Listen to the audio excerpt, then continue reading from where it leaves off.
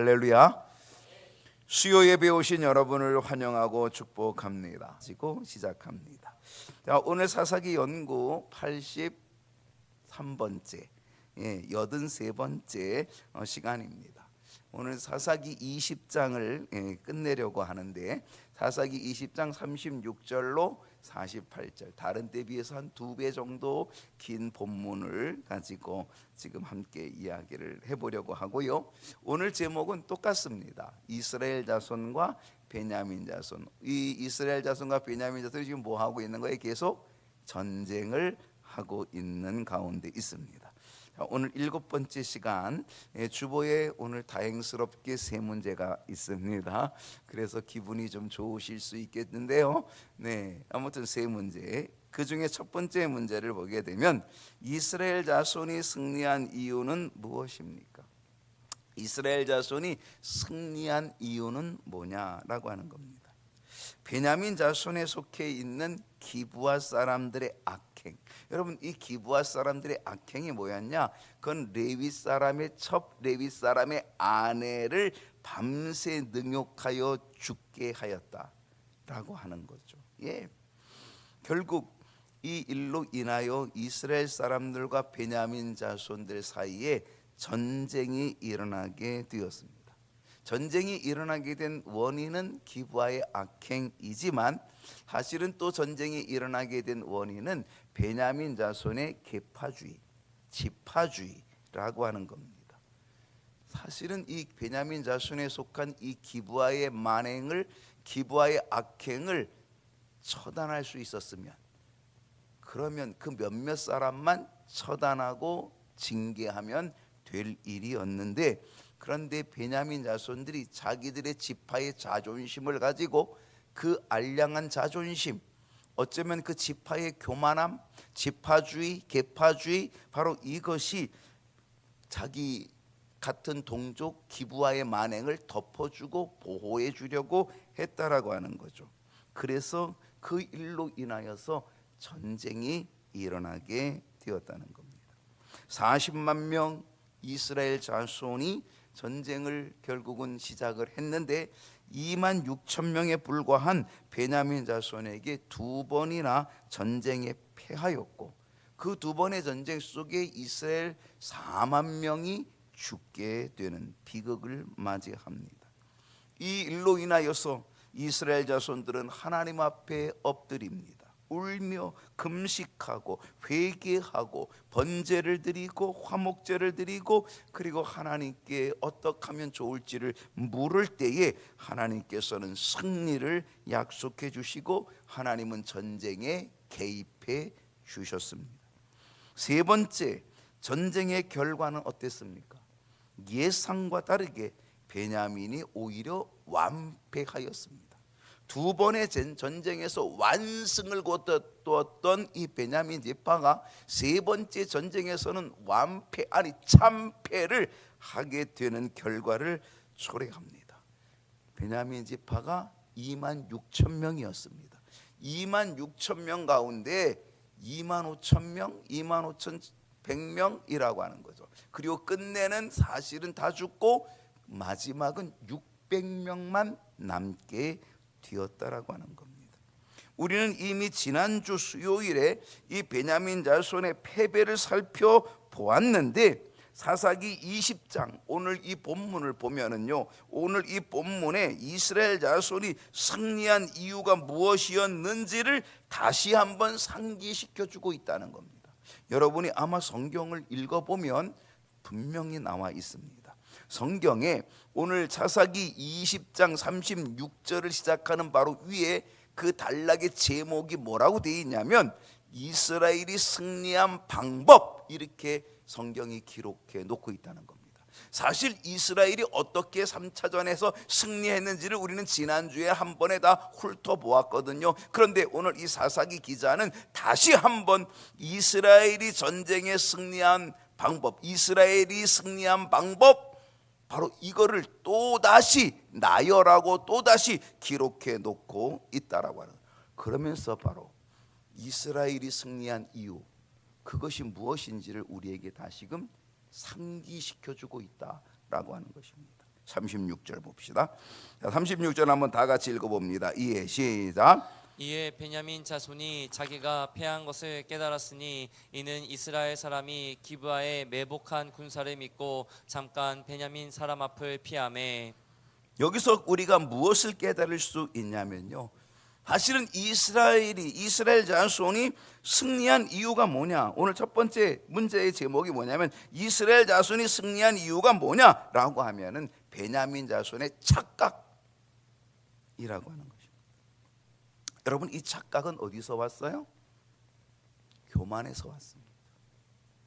여러분, 교만은 대단히 무섭습니다. 그리고 그 교만함은 착각을 갖게 한다라고 하는 것입니다. 두 번의 전쟁에서 대승을 거뒀습니다. 적은 무리 26,000명으로 40만 명의 이스라엘과 싸웠는데 두 번 다 대승을 거뒀습니다. 대승을 거두었던 베냐민 자손은 그 승리에, 두 번의 승리에 도취하여서 뭐에? 교만에 빠졌고 그 교만으로 인하여 착각에 빠졌다는 것이죠. 그래서 어떤 착각과 교만입니까? 어떤 교만과 착각입니까? 우리는 누구를 상대해도 이긴다라고 하는 착각, 우리는 누구를 상대해도 이길 수 있다라고 하는 교만. 이 교만과 이 착각과 이 교만, 결국 이 교만과 착각으로 그들은 3차전 전쟁에서도 또다시 밀어붙이려고 했습니다. 오히려 그들은 패하고 말았다라고 하는 겁니다. 나의 교만은 어떤 착각을 갖게 하였는가를 한번 생각해 보십시오. 여러분도 아마 어느 순간 교만한 때가 있었을 겁니다. 그리고 그 교만함으로 인하여서 내가 착각하여 잘못 생각한 경우가 얼마든지 많을까요? 여러분, 교만하면 착각합니다. 교만하면 잘못 생각합니다. 오늘 나의 교만은 어떠했는지를 살펴봐야 됩니다. 또 하나 우리가 여기서 깨닫는 것은 이스라엘 자손이 승리한 이유, 그건 뭘까요? 그것은 연합입니다. 이스라엘 자손의 연합입니다. 여러분, 전쟁은 숫자가 많다 이게 아니에요. 여러분, 우리는 이 전쟁을 보았습니다. 우리는 성경에서 늘 전쟁을 보고 있었습니다. 근데 성경에서 나오는 모든 전쟁들이 숫자에 있지 않았다라고 하는 것입니다. 전쟁은 숫자가 많다고 이기는 것이 아니라 뭐해야 이긴다? 연합해야 이긴다.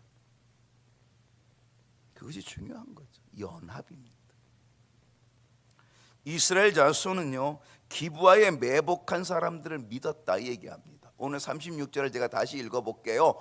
이에 베냐민 자손이 자기가 패한 것을 깨달았으니 이는 이스라엘 사람이 기브아에 매복한 군사를 믿고, 기브아에 매복한 군사를 믿었다는 겁니다. 그리고 잠깐 베냐민 사람 앞을 피했다. 베냐민 사람들이 공격해 오니까 후퇴한 거죠. 피한 거죠. 물러난 거죠. 왜 물러났어요? 그것은 매복한 군사를 믿고 있었다라고 하는 사실입니다. 그래서 후퇴 작전을 썼습니다. 지는 것처럼 꾸몄습니다. 그런데 이것은 연합을 위한 작전이었습니다. 특히 이스라엘 사람들은 매복한 군사를 믿었기 때문에 바로 이 믿음은 연합을 가져오게 되었다는 겁니다.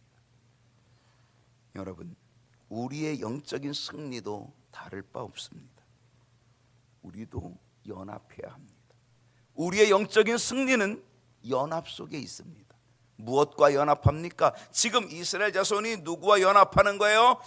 기브아에 매복한 군사들과 연합하고 믿고, 그래서 전쟁에서 지는 척하고 물러났다라고 하는 거죠.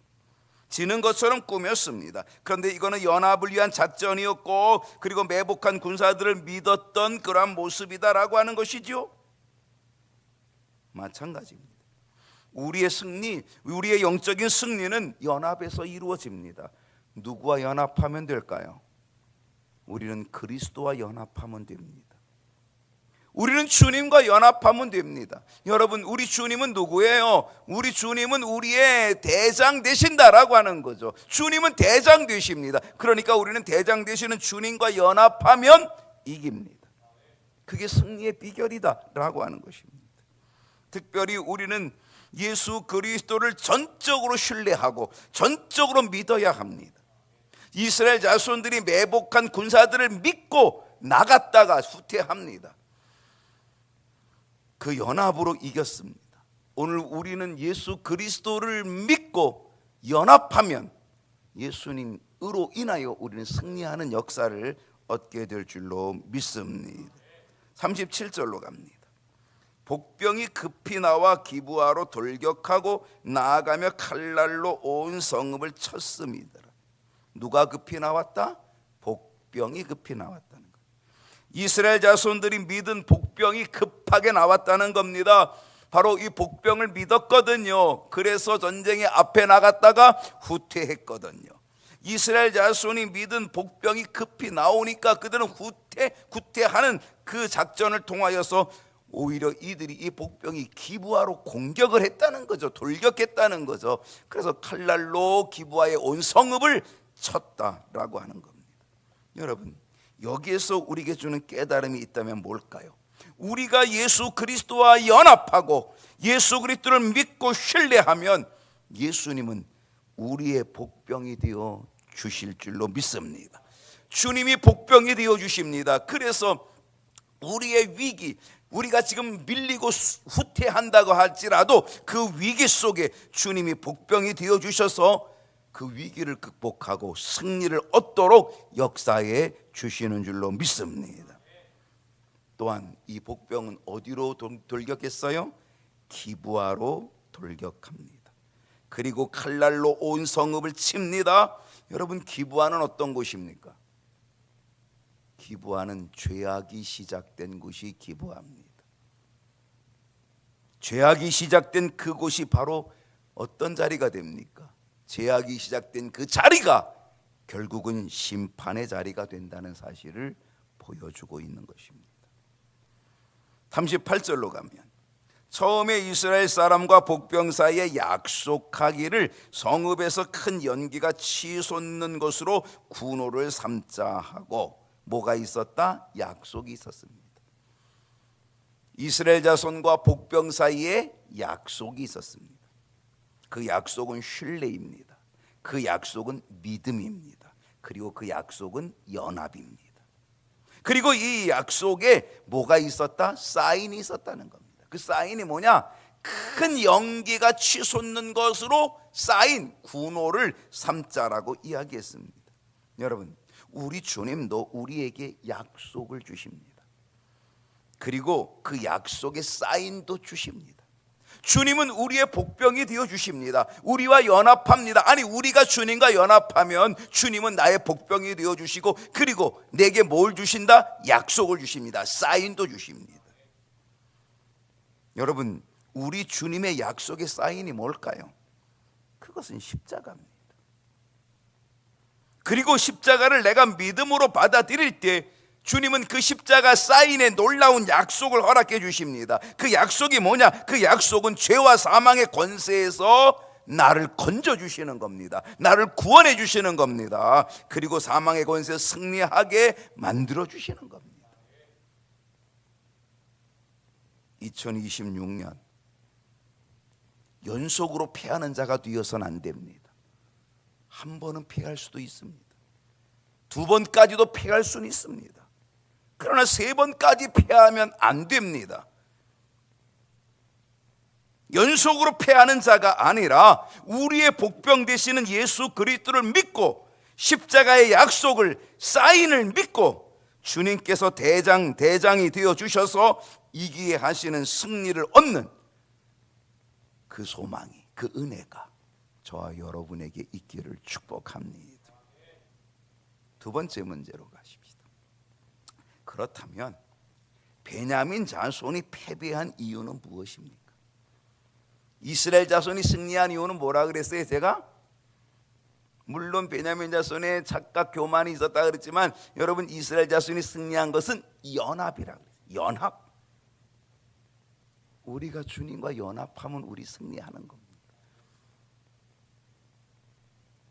베냐민 자손이 패배한 이유는 뭘까요? 그러면 패배한 이유, 아까 얘기했어요. 패배한 이유는 그들의 교만이죠. 두 번 이겼다고 교만, 두 번 이겼다고는 그 교만 속에 그들이 가진 착각. 자, 39절 읽어봅시다. 39절.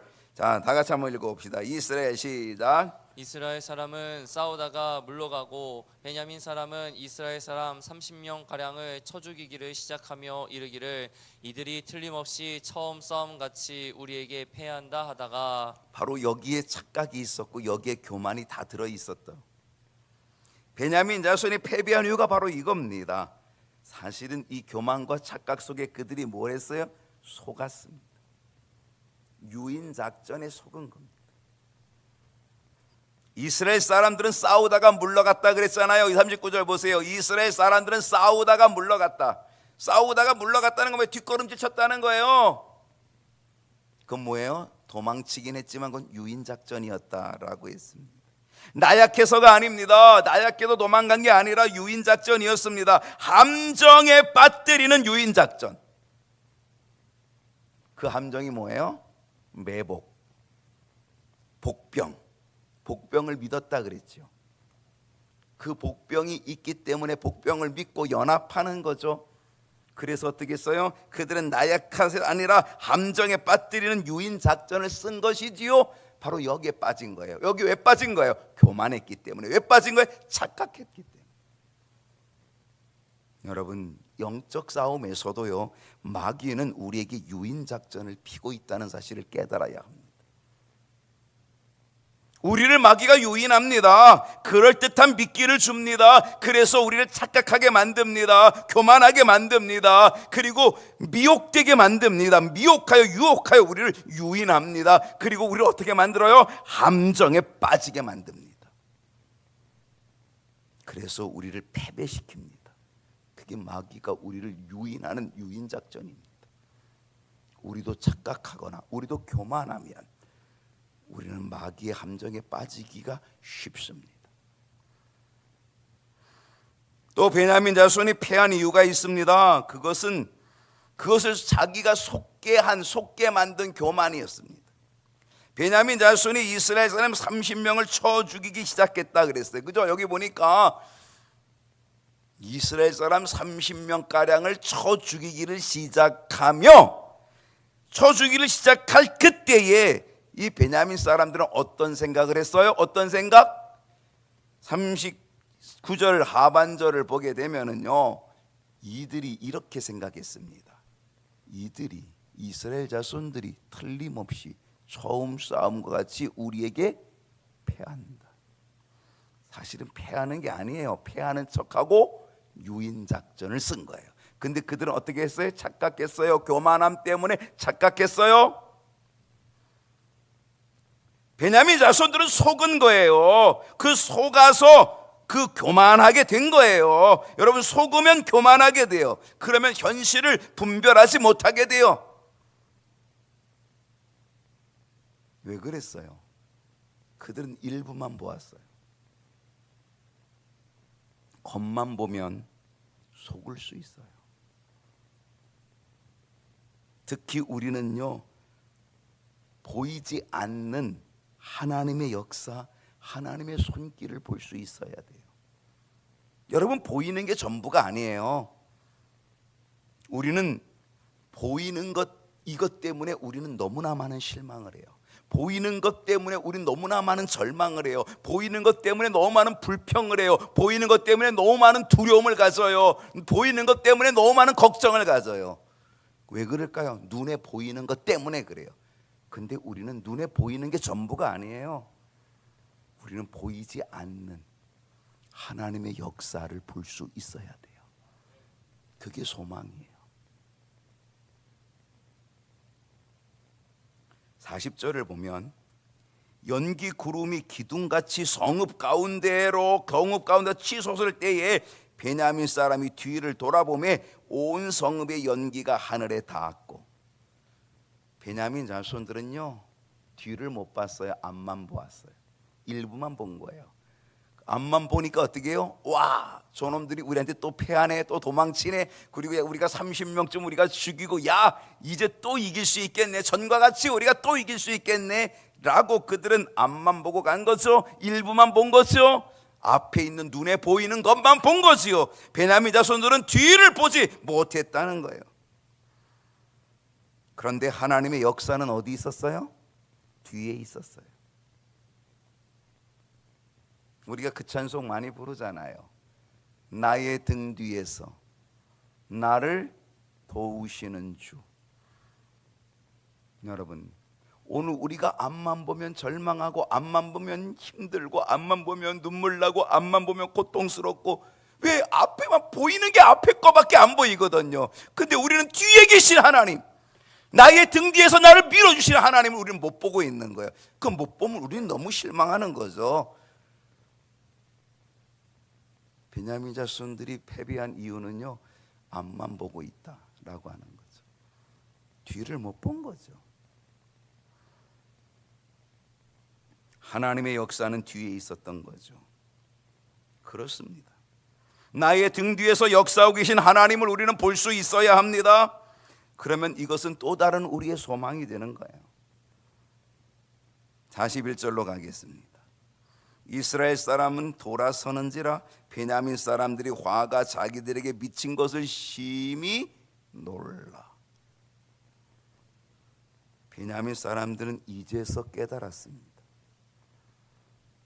자기들이 다 이긴 줄로 알았어요. 다 이길 줄로 알았어요. 착각했어요. 교만했어요. 그리고 그들은 앞에밖에 보지 못했어요. 눈에 보이는 것, 그러나 보이지 않는 이 뒤에서 역사하시는 하나님의 손길은 못 본 거죠. 근데 뒤를 돌아다 보니까 어떻게 됐어요?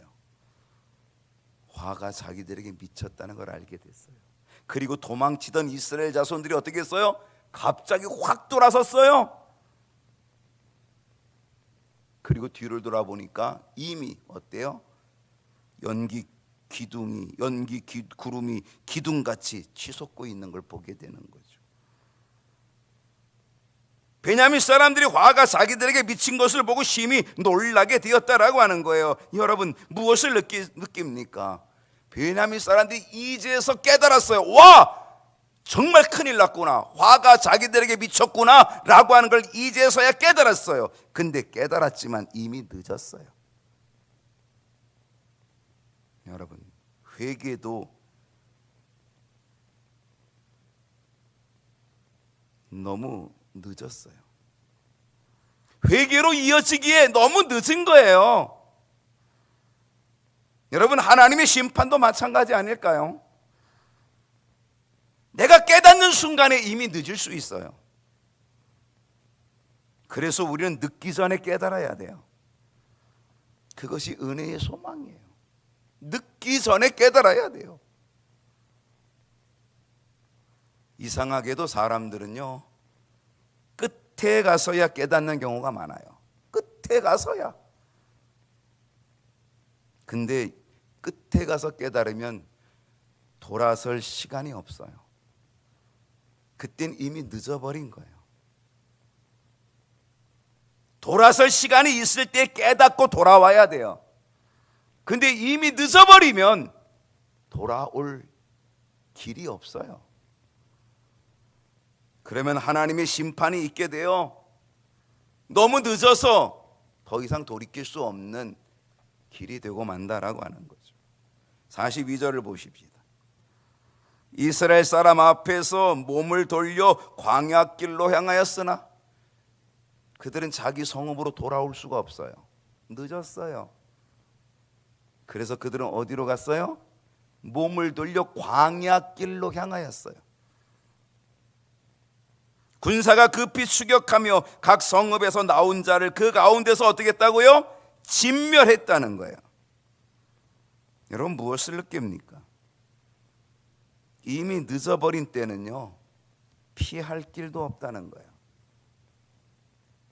늦어버리면 피할 길조차 없다는 거예요. 하나님의 심판도 피할 길이 없다는 거죠. 모두 다 진멸될 수밖에 없어요. 그래서 그 가운데 다 진멸됐다라고 얘기하잖아요. 여러분, 지금이 어떤 때예요? 지금이 회개할 기회예요. 지금이 돌이킬 기회예요. 지금이 은혜 받을 때예요. 은혜 받을 때 은혜 받아야 돼요. 그렇지 않으면 우리는 기회를 놓치고 말아요. 우리가 잘 부르는 찬송 가운데 바로 그런 부분들을 우리는 충분히 보게 되지요. 기회 지나가기 전에, 때가 지나가기 전에, 어둠 밤 쉬되리니 어둠 밤 오기 전에. 오늘 우리들은요, 늦지 않아야 돼요.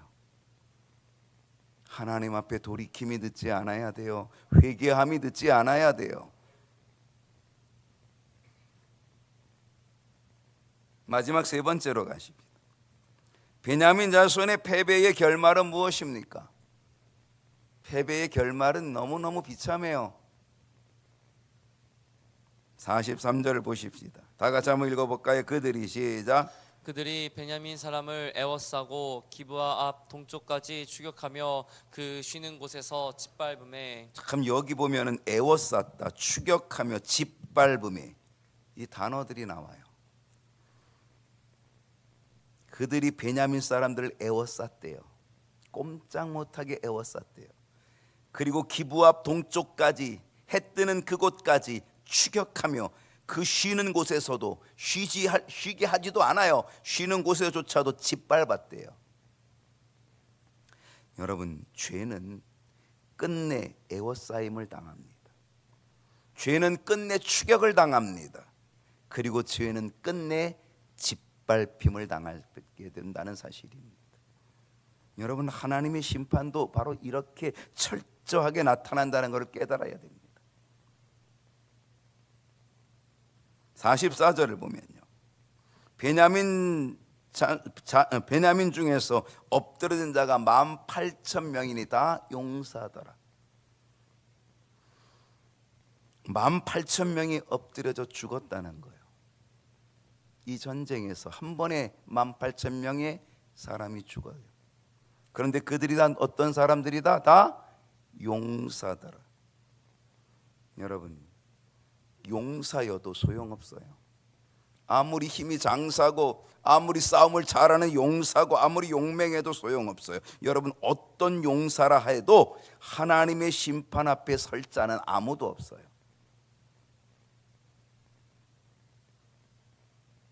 돈 많은 사람,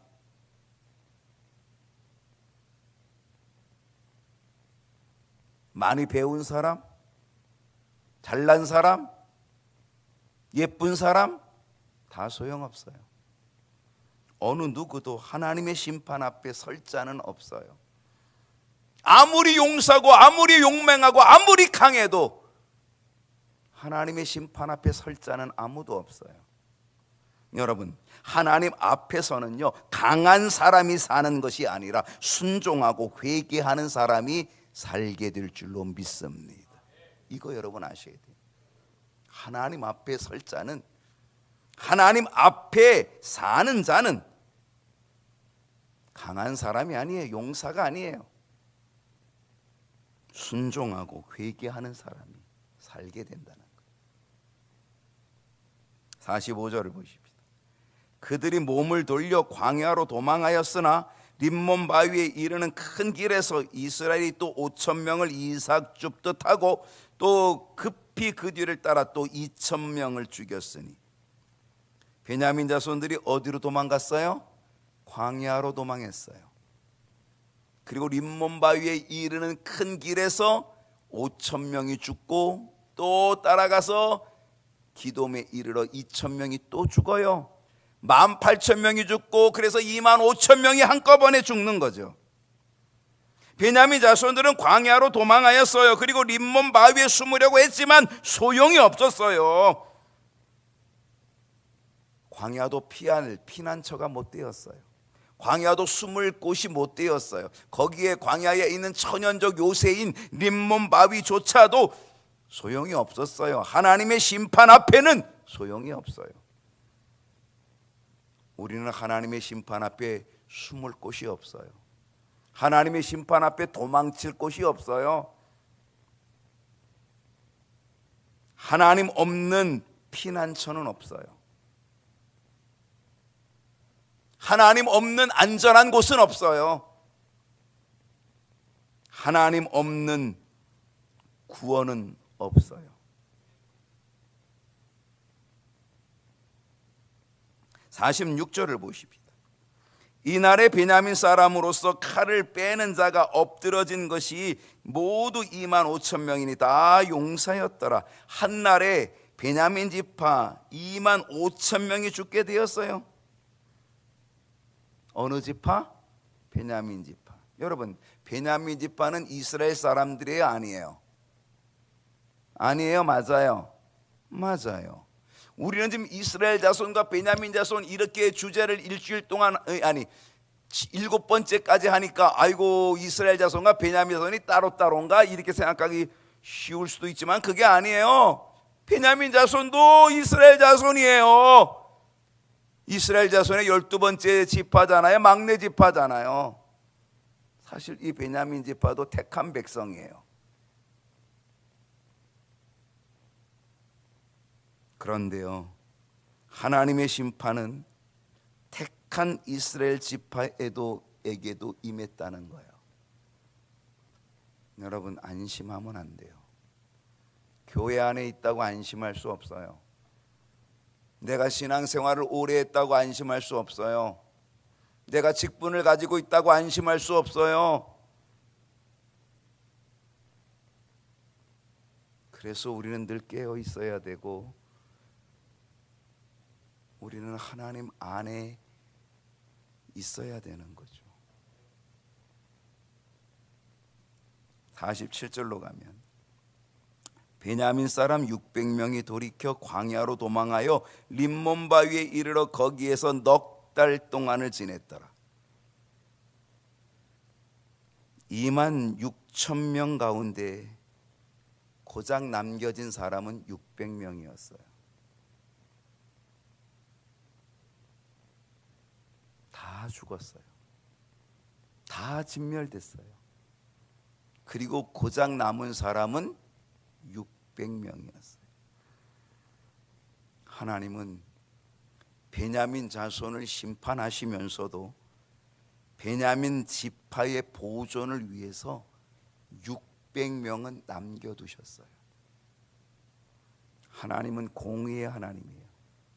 하나님은 죄를 심판하시는 공의의 하나님이에요. 그 공의로 베냐민을 심판하셔요. 그런데 하나님은 또 사랑의 하나님이에요. 그래서 베냐민 자손을 남겨두시려고, 그래서 이스라엘의 12지파 이스라엘을 이루어가기 위하여 하나님은 600명을 남겨두셨다는 거죠. 그들은 남은 자가 된 거죠. 그들이 림몬 바위에서 넉 달을 지냈어요. 이 넉 달의 시간은 어떤 시간일까요?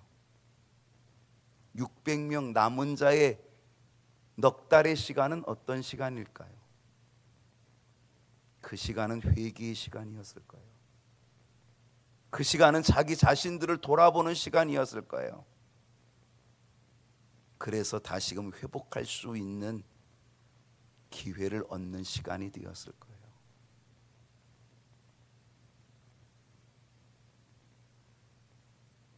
(48절을) 보십시다. 오늘 마지막 절이죠. 이스라엘 사람이 베냐민 자손에게로 돌아와서 온 성읍과 가축과 만나는 자를 다 칼날로 치고 닥치는 성읍은 모두 다 불살랐더라. 베냐민 자손은 이처럼 철저한 심판을 받아요. 그래서 베냐민 지파에 소속되어 있는 모든 성읍, 거기에 있는 가축, 거기에 있는 모든 베냐민 지파의 사람들이 다 죽어요. 누가? 600명만 남고. 그 성읍이 모두 다 불타버려요. 철저한 하나님의 심판을 받아요. 그토록 교만했던 베냐민, 계파주의에 빠져서, 지파주의에 빠져서 기브아의 죄악을 두둔했던 베냐민, 그리고 그들은 전쟁에 능하였다. 그래서 전쟁을 자신만만하게 했던 그들, 두 번의 전쟁이 얼마나 기고만장했을까요? 그렇게 교만했던 이 베냐민, 그런데 어때요? 이렇게 철저한 철저한 심판을 받고 말았다는 거죠. 하나님 앞에 교만하며 죄악을 두둔하면 우리도 철저한 하나님의 심판을 받게 된다는 사실을 깨달아야 되는 거죠. 그래서 우리는 겸손해야 될 뿐 아니라, 우리는 자기 고집이 아니라 늦기 전에 회개하는 자가 되어야 될 줄로 믿습니다. 찬송하고 기도하시죠.